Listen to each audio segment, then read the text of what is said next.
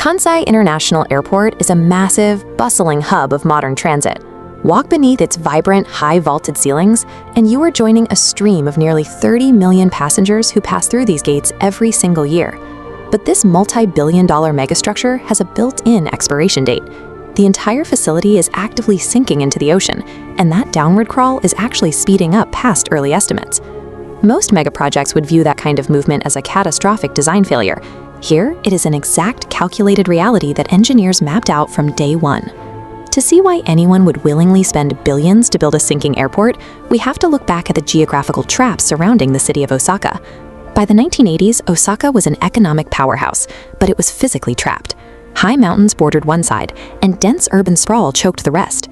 The city's main airport had completely run out of room.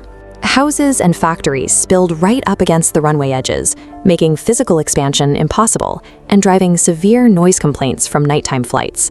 The planners realized the mainland was a dead end. They proposed a radical alternative: abandon the city limits entirely and construct a brand new airport 3 miles offshore, directly on top of 60-foot deep ocean water.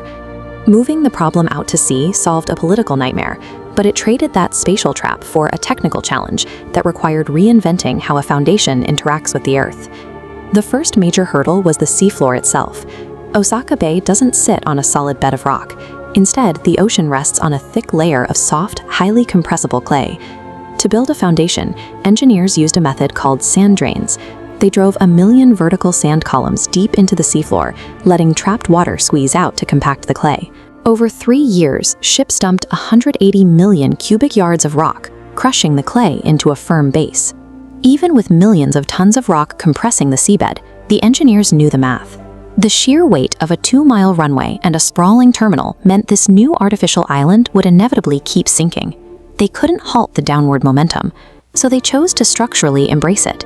Hidden completely out of sight beneath the passenger terminal is a sprawling network of 900 hydraulic jacks, installed right between the building's base and the sinking foundation below.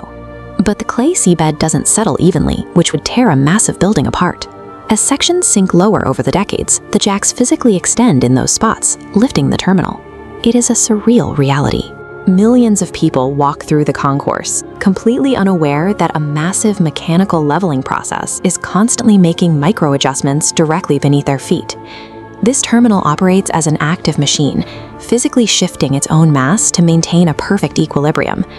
Surviving a sinking foundation is only the first layer of the challenge.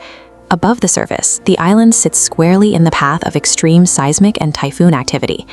In 1995, a magnitude 6.9 disaster, known as the Kobe earthquake, struck just 20 miles away, snapping elevated highways and devastating the mainland. The airport survived the violent shaking without structural failure.